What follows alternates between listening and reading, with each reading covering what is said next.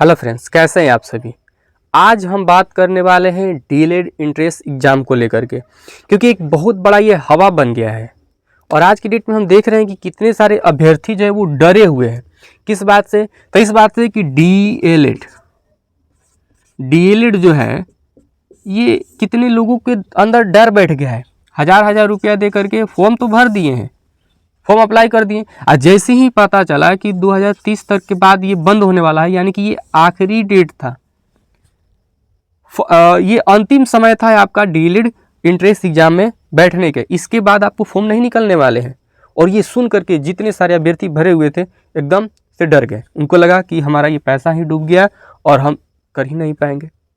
तो आप डरिए मत, डरने की कोई ज़रूरत नहीं है। क्यों नहीं है? क्योंकि अगर देखिए आप यहाँ से ये तो डीएलएड करेंगे, यहाँ से आपका ये मान के चलो सपोज दैट कि आपका इंट्रेंस निकल गया, उसके बाद आपका एडमिशन होगा। अभी टाइम है बहुत ज़्यादा, है ना। डीएलएड क्या करता है कि टाइम पे टाइम देता है आपको, टाइम बहुत ज़्यादा ये बढ़ाता है। जैसे 6 को किया तो 10 को करेगा, 15 करेगा, तो इस प्रकार से ये करने वाला है। और एग्ज़ाम जो भी चलता है इसका 15 से करीब 20 दिन तक इसका एग्ज़ाम चलते रहता है ना। तो अब जैसे भी आप फॉर्म भरे होंगे, अगर पहले भरे होंगे तो आपको पहले आ जाएगा, फिर थोड़ा सा लेट करे होंगे तो लेट से आएगा, लास्ट में भरे होंगे तो लास्ट में आपका आएगा। और इसी क्रम में एडमिट कार्ड भी ये आता है, तो आपको डरने की जरूरत नहीं। यहाँ से आपका इंटरेस्ट मान के चलिए निकल गया। अब उसके बाद आपके साथ क्या होगा? काउंसलिंग होगा। तो काउंसलिंग के लिए आपको कॉलेज चुनने होते हैं। कैसे? तो आपको 15 गवर्नमेंट कॉलेज और 15 प्राइवेट कॉलेज चुनना होता है। तो फर्स्ट प्रेफरेंस आप गवर्नमेंट कॉलेज को ही देंगे। और ये जो जैसे सिलेक्ट करेगा तो सबसे पहले गवर्नमेंट कॉलेज में ही आपको सिलेक्ट करता है। जो गवर्नमेंट कॉलेज की सारी सीटें बुक हो जाती है, तब जाके यहाँ पर प्राइवेट में काम ये शुरू करता है। तो ये करीब एडमिशन लेते लेते आपको अगस्त, सितंबर, अक्टूबर तक पहुँचा देता है ना। तो चलिए, आपने भरा, आपका काउंसलिंग भी हो गया, प्राइवेट हो या फिर गवर्नमेंट कॉलेज हो, तो आपका एडमिशन भी हो गया, आपने कंप्लीट भी करा। मान के चलिए अभी 25 से 27 सेशन के लिए आप फॉर्म भरे हुए हैं, ठीक। तो 27 के लास्ट में भी आपका ये फाइनल हो जाता है, तो आप सीटेट दे पाएंगे। क्या करेंगे? सीटेट फॉर्म भर पाएंगे, क्योंकि हर 6 महीना में आता रहता है। अगर सीटेट नहीं आएगा तो बिहार बोर्ड ने एक बीटेट भी लॉन्च कर दिया है। ये कोर्स, ये भी एलिजिबिलिटी कोर्स ही है, तो इसे भी आप कर सकते हैं। फिर स्टेट तो है ही, स्टेट के बारे में तो आप जान ही रहे होंगे। तो ये इसमें से कोई भी आप इसको पास करेंगे तो आप बीपीएससी टीचर के लिए फॉर्म जो है वो अप्लाई करने के लिए योग्य हो जाएंगे, अप्लाई कर पाएंगे।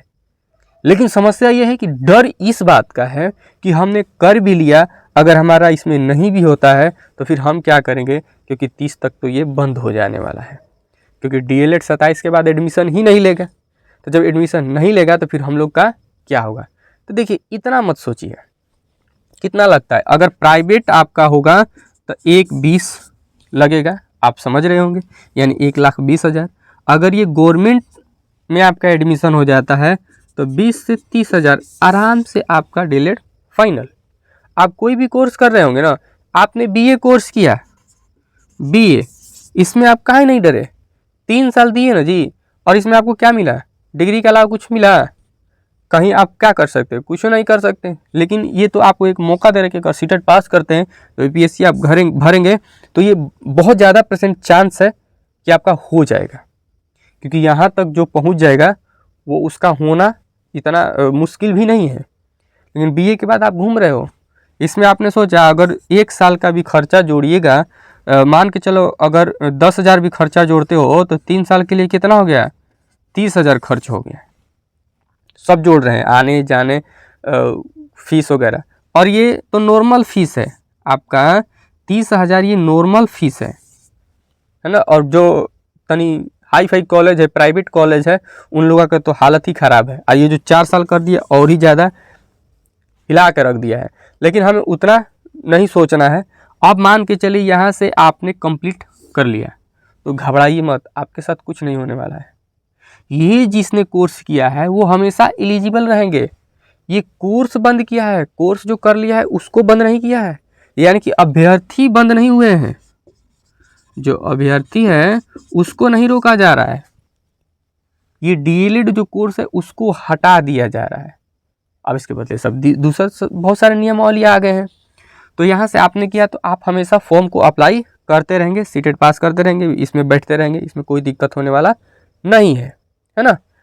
तो आपका ये डाउट क्लियर हो गया कि ये तो 30 में बंद हो जाएगा तो हमारा क्या होगा। आपको कुछ नहीं होगा, आप अप्लाई करते रहेंगे। हाँ, आप जो नए स्टूडेंट है उनके लिए डीएलएड नाम का कोई चीज़ नहीं बचेगा, है ना।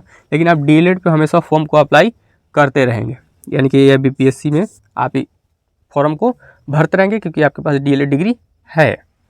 अगर मान के चलिए कि इसमें आपका नहीं भी होता है, इधर गया, चलिए मान के चलिए इसमें आपका नहीं होता है, तो आप क्या करेंगे। आपके पास एक टीचिंग के लिए कोर्स है अलग से, है ना, एजुकेशन कोर्स है, प्रोफेशनल कोर्स है। तो अगर आप देख रहे हैं कि जो प्राइवेट सेक्टर स्कूल है, प्राइवेट जो स्कूल है जितने सारे स्कूल, तो उसमें भी एलिजिबल लोगों को ही रखा जा रहा है कि जो ग्रेजुएशन हो, जो डीएलएड बीएड करा हो। तो यहाँ पर भी रह करके आप अच्छे खासे 15 से 20 के आप मंथली उठा सकते हो, है ना। तो आपका ये बर्बाद कहाँ से जाएगा। और जो लोग केवल बीए करते हैं, बीए और आईए आईएसी ये सब वगैरह वगैरह किए रहते हैं, अगर प्राइवेट स्कूल में जाते हैं तो उनका क्या मंथली रहता है वो तो जानबे करते हैं। लेकिन आपके पास ये कोर्स के साथ जाएंगे तो सोचिए आप इतना तो आराम से उठा सकते हैं। तो यहाँ ये बेनिफिट हो गया कि नहीं। दूसरा ये कि अगर आपका मर्जी करे, आप कोचिंग संस्थान चलाने के लिए, अगर कोचिंग आप सोचते हो चलाने के लिए, तब भी आपके पास एक एलिजिबिलिटी है डीएलएड की, है ना। डीएलएड की एलिजिबिलिटी यानी कि टीचर के लिए है, एलिमेंट्री कोर्स है, आपके पास डिप्लोमा है। तो यहाँ से भी आपको कोई दिक्कत होने वाला नहीं है, क्योंकि आने वाले दिनों में ये सब पे बहुत ज़्यादा सख्त नज़र रखी जाएगी, है ना। तो यहाँ से भी आपका ये फ़ायदा हो गया। तो ये कोर्स बेकार जाने वाला नहीं है, हर तरह से आपको ये फ़ायदा ही पहुँचाने वाला है। तो इस प्रकार से अगर आपका इसमें इंट्रेंस एग्ज़ाम पास करते हो आप, तो एकदम आँख बंद करके एडमिशन ले लेना है। हाँ, अगर कुछ दूसरे चीज़ों की आप तैयारी कर सकते हो, प्रिपरेशन कर सकते हो, तो उसमें तो कोई दिक्कत नहीं है, आप कीजिए, कोई दिक्कत नहीं है। अगर इसमें आपका चॉइस है, इच्छा है कि नहीं हमें टीचर ही बनना है, चाहे किसी जगह बने, क्योंकि अगर आप अपना योगदान देना चाहते हैं तो किसी रूप में दे सकते हैं, ज़रूरी नहीं है कि सरकारी स्कूल में पढ़ा कर के ही दे सकते हैं। आप कोचिंग खोल करके भी अपना योगदान दे सकते हैं, अपनी शिक्षाओं को बांट सकते हैं। इस प्राइवेट स्कूल में भी आप जा कर के शिक्षा को बांट सकते हैं, है ना।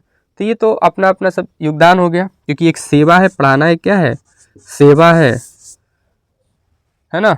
तो आप ये सेवा कहीं भी दे सकते हैं। और ये आपके पास एक तो कोर्स हो गया, तो ये और ही अच्छा है, बहुत ही अच्छा है। तो इसलिए आप आराम से कीजिए, कोई दिक्कत की बात नहीं है।